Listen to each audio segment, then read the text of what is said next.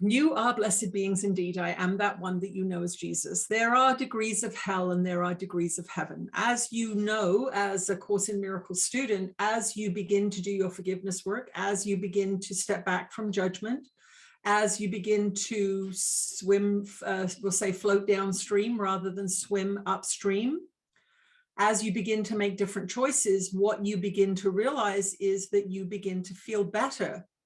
You begin to have less pain. You begin to have less suffering. Relationships sometimes can end even because now you are no longer a match for lower frequency relationships, and new relationships and friendships and bondings begin. And as you continue on that journey towards light and love, you look back many years prior to where you are now, and you realize in some ways you were in a sort of hell. You were in a place of victimhood, or you were in a place of abuse, or you were in a place of addiction or loneliness or frustration that is now seemingly erased from your experience. So in actual fact, there is a certain degree of separation from love that feels like hell. And if you continue to make choices of separation, then you will eventually end up in a place that, were you to visit it as the consciousness that you are now, you would say that it's hell.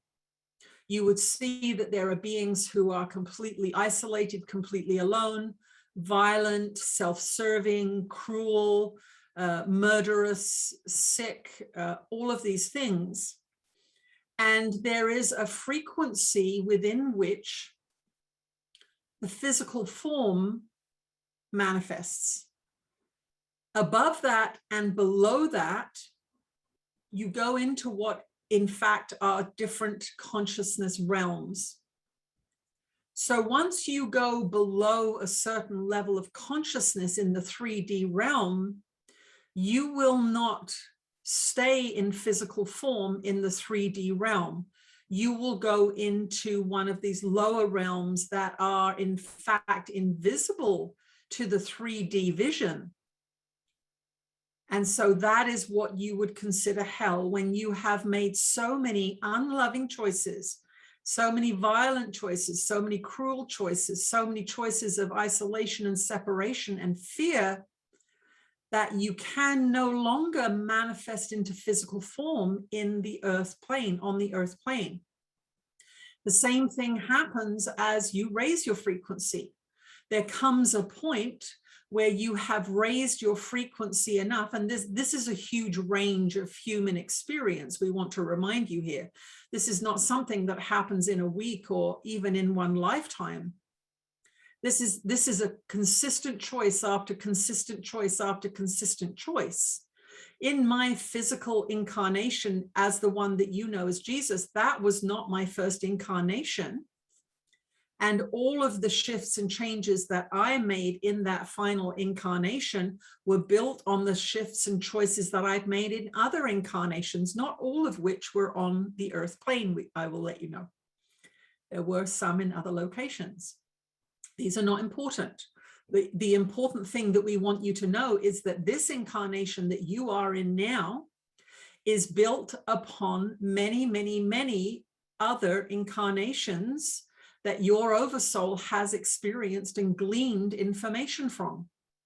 And this is very, very important, as we've mentioned previously, in the decisions that people are making now. They are not making decisions solely based on this incarnation. They are making decisions based on the many, many incarnations that they have had during this particular spiritual season. So at this time, what we would say to those of you that are seeking light and love and abundance and ascension is wish everybody well and keep choosing as often as you can each day that beneficent choice, that loving choice, that forgiving choice.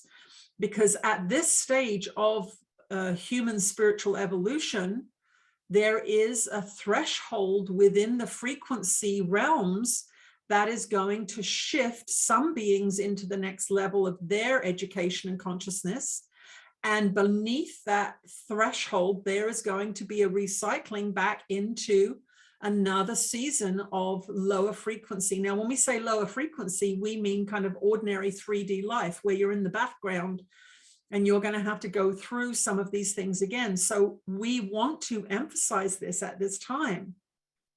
Whatever's coming up for you, feel it. Allow yourself to recognize it as, oh, this is a low frequency thing that I am feeling here. This must reside within me somehow, some way, from some place in the past, because I'm right sitting in my living room and nothing bad is happening, but I'm feeling fear, or I'm feeling confusion, or I'm angry at people.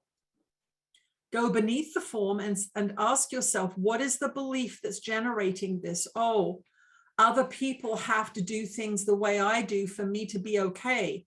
That's not true. Other people don't have to do things the way you do for you to be okay. That can be a belief that's being activated at this time. People being mad at me makes me feel bad. I don't like other people being mad at me. Okay, that's the form. What's the belief beneath the form is, oh, if I am apart from the crowd, I am unsafe somehow. We would say, look at what is happening in your society. If you are apart from the crowd, you are far from unsafe. You are in fact safer. So this is a lie. This is not true. So go beneath the form of the feeling and the situation that you're in and ask yourself, what is the belief that's being activated here? For our dear one, Canada's the only country that she can live happily in. As soon as she states that belief, she knows it's not true. How does she know? Because she's been happy in many, many other places, many, many times. But she's been in the same place for a while, and there have been some habits that have developed. So your journey to heaven is inevitable. Your journey to heaven is the return to love. And that's what you are all doing now. It's just an intensification of that journey right now for your benefit. And this is what we want to pass along in the answering of this question.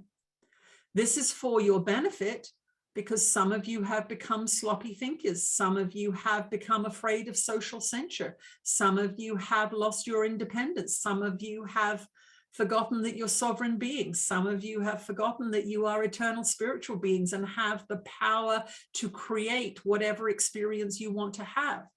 If that is happening to you, and you'll know it by stress, by fear, by not feeling happy, these situations that are forcing you to be very, very conscientious about the thoughts and feelings that you allow in are for your overall ascension benefit.